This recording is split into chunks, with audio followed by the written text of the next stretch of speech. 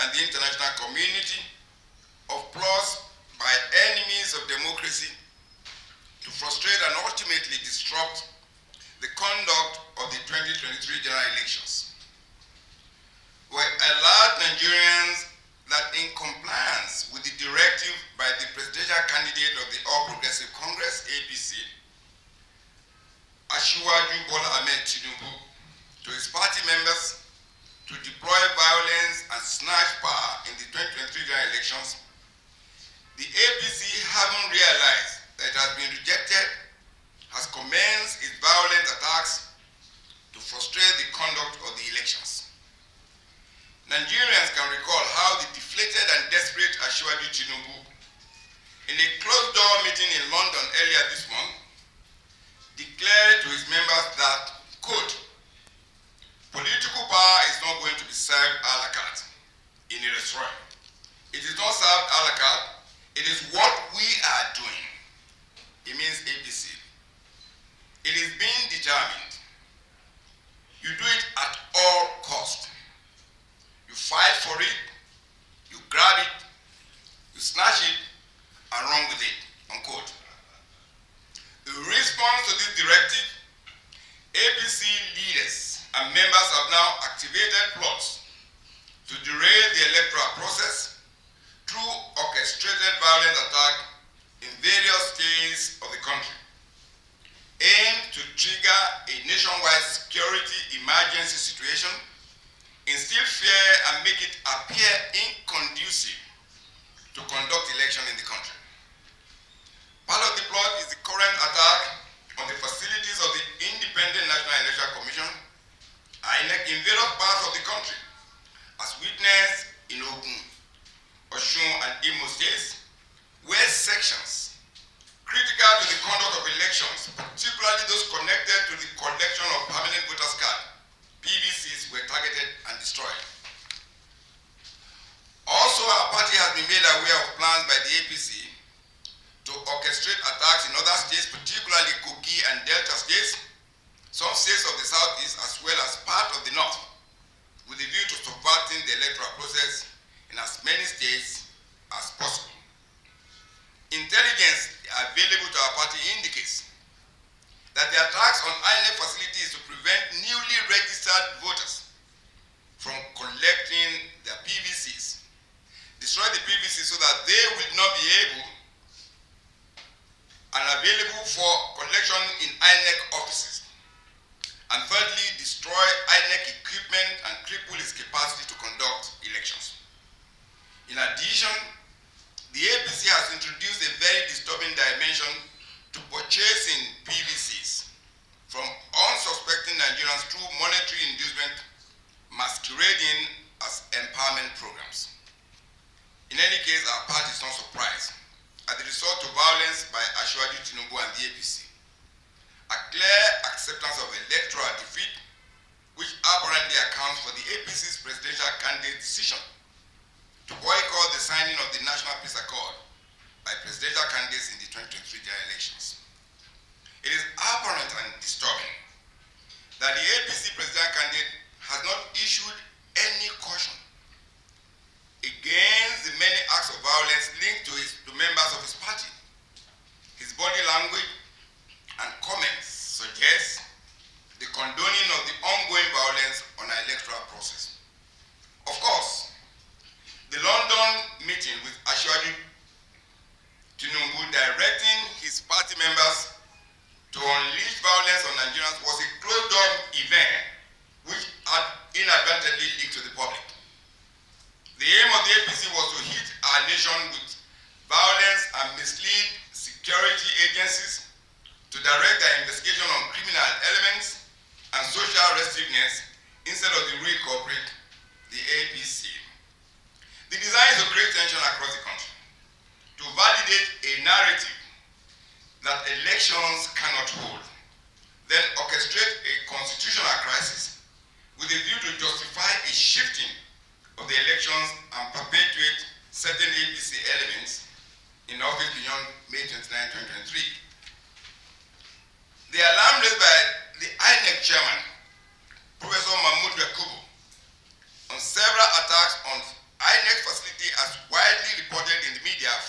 confirms our fears. According to the INEC chairman, quote, since the 2019 general elections up to 2022, we have recorded 50 attacks in 15 states of the Federation. But the ones we recorded in 2022, and I want the emphasis over here, the ones we recorded in 2022 are the ones we consider as systematic and coordinated. And these are the ones that are targeted at derailing the preparations of the Commission from conducting a free, fair, transparent, and credible elections. Going further, and I quote, by the chairman of INEC, if these attacks go into January and February, it may be difficult for us to recover from these attacks. This is because if you look at section 133 of the Constitution, it has threshold that a candidate must be before that candidate can be declared winner of any election. And I think this is very important. And I have, it's important to let Nigeria and the whole world know this. For emphasis, I would like to just quote section 134 of the Constitution, and I'll read it to you. Section 134 of the 1999 Constitution as amended reads, 134, 1, a candidate for an election to the office of president shall be deemed to have been duly elected, where there have been only two candidates for the elections. A, he has the majority of votes cast at the election, and B, he has not less than 1/4 of the votes cast at the election in each of at least 2/3 of all the states in the Federation and the Federal Capital Territory. I think it's important for us to pause and understand this. It's important to explain this. There are two conditions for you to be declared a winner as president in this country. Number one, you must have secured majority of lawful votes. Second, you must have secured at least 1/4, that's 25%, for the total vote cast in at least 2/3 of the states. So we have 36 states. You must have secured at least 1/4 in 24 states. And then that must have added up to the majority of lawful votes for you to be declared. What it means is this: if we have crisis in more than those states that are allowed to have 2/3, if for instance we have more than 20 states, for instance, or anything below 24, then you can't have a president declared. And that is the essence, and that's why it's important for Nigeria and the whole world to know that this orchestrated attack, planning, attacking INEC facilities will be such that number of registered voters and people who cast their vote and their violence all cannot participate in the process. For reason of that disruption, of course you won't be able to hold this election. There is just a plan to ensure that we can then begin to instigate the possible shifting of the electoral process. And of course there will be constitutional crisis. So it is important for Nigerians to understand why, and the import of section 134 that the INEC chairman has read alarm over, and it's important for all of us to be on the same page on this matter. So it is critical, it's very important. And this is only speaking, this is the fear expressed by INEC, and we should take it seriously as Nigerians and international community. The PDP therefore allows the security agencies to take immediate steps to investigate and stop the APC on its vicious plot to derail our democratic process. The INEC should immediately invoke its regulatory powers and impose sanctions on the APC president candidate for constituting a clear and present danger to the electoral process. Our party also calls on the international community to impose strict sanctions, including travel restrictions on APC leaders found culpable of instigating and encouraging violence in the electoral process. The PDP again demands that President Muhammadu Buhari should call Ashwaji TINUBU and his party members to order, so that Nigerians can peacefully choose their next president through a free, fair, transparent, and credible electoral process. Nigerian president, rests on the will of the people through the free exercise of their votes, and the APC presidential candidate should come to terms with the resolve of Nigerians to vote in the PDP candidate, Atiku Abubakar, as the next president. Ashwaju Tinubu must accept the fact that Atiku Abubakar is more popular and possesses the competence, requisite experience, presence of mind, mental alertness, physical stamina, and political will that Nigerians earnestly yearn for in a leader at this critical time. We therefore call on Nigerians not to succumb to the proclivities of the APC, but remain resolute in defending our democratic process and rallying the PDP in our mission to rescue, rebuild, and redirect our nation from the suffocating government of the APC. Thank you very much for listening.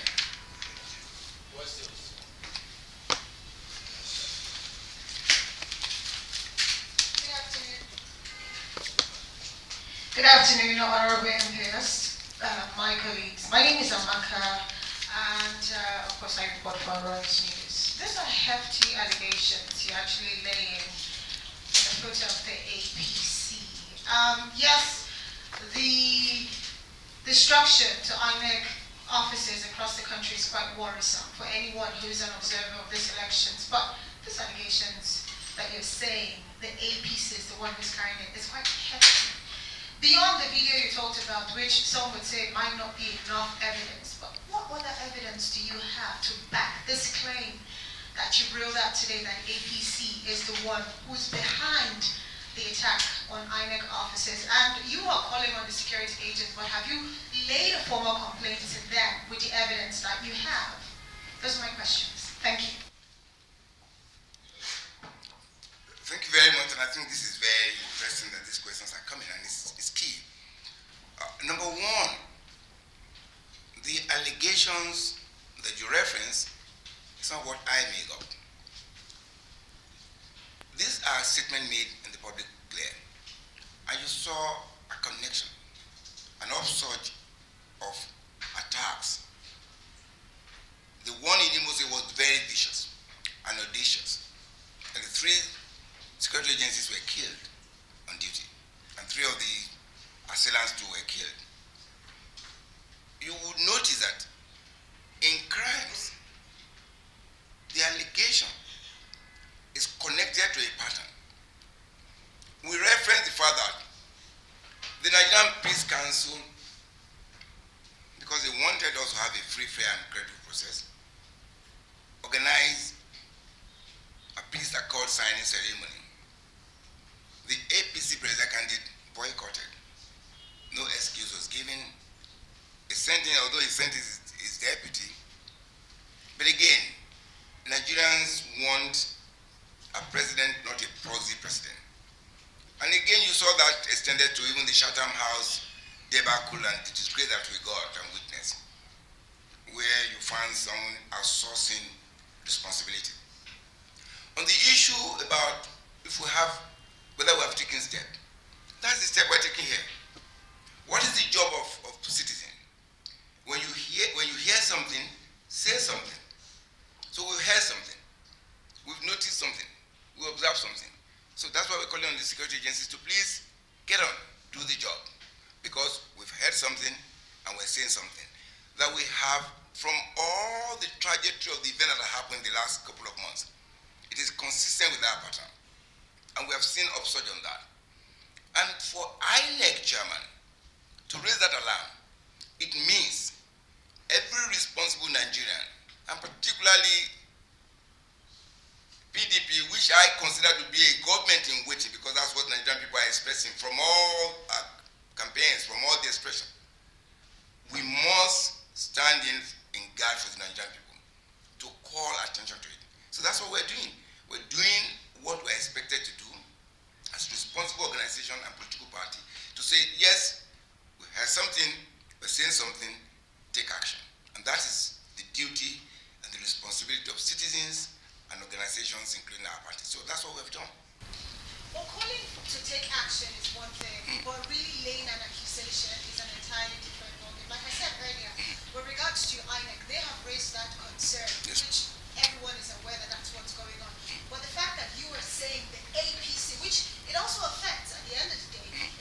responsible for the attacks on the INEC offices? That is what my question is, and I don't think you've been able to answer.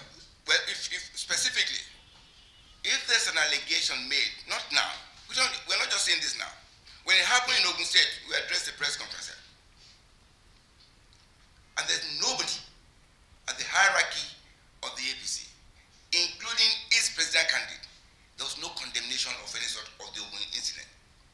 Similarly in Osun, there's none that to my own record, probably you have. When things happen this way, and you have been accused one way or the other, in law there's certain things where you say silence almost looks like an admission.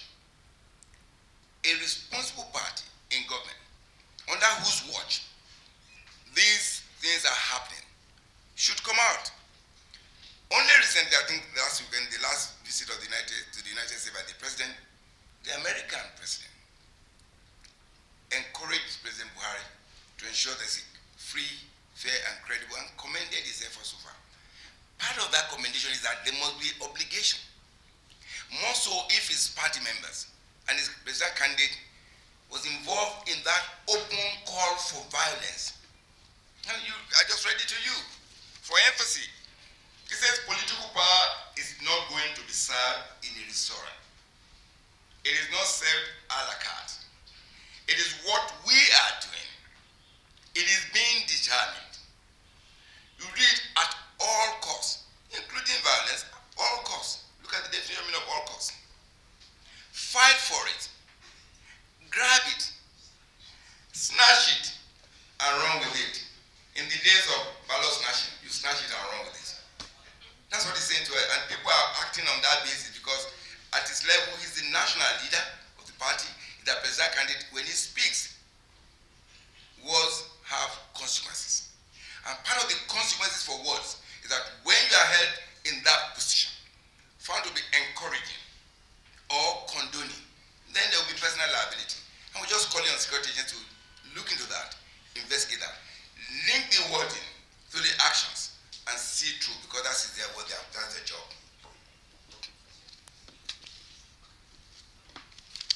Good afternoon, MPS. More or less a follow-up to her question. Yeah. The PDP says it has members all over the place. When your billboards were put down in jobs, arrests were made, people were identified, and there was a conviction. So if you have people all over the country, why is it so hard to identify these people from within your...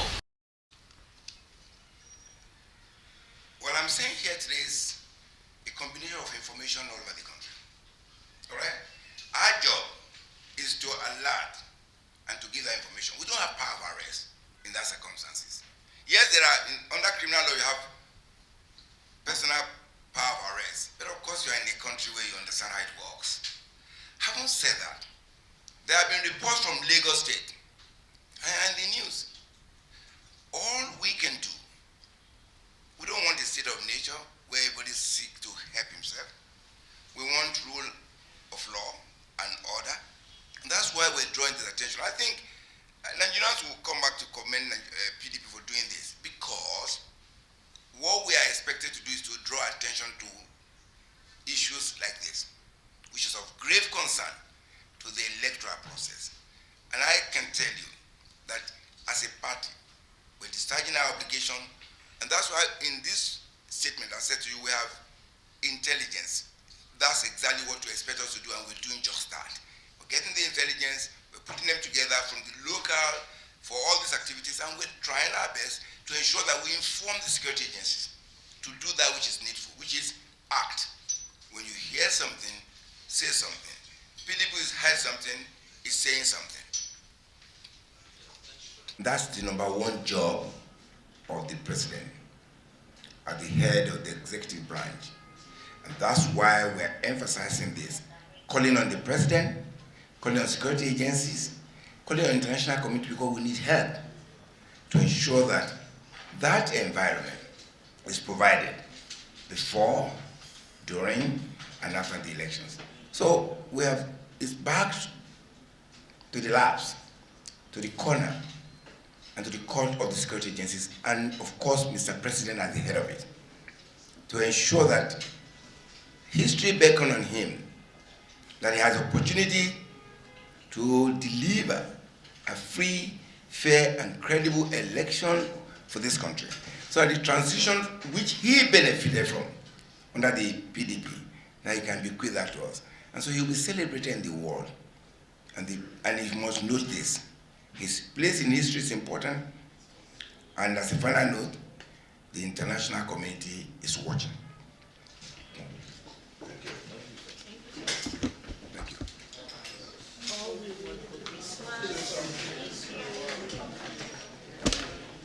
Here you go.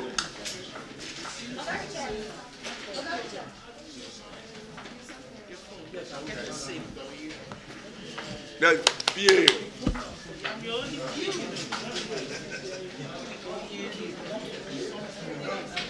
Do you speak Igbo?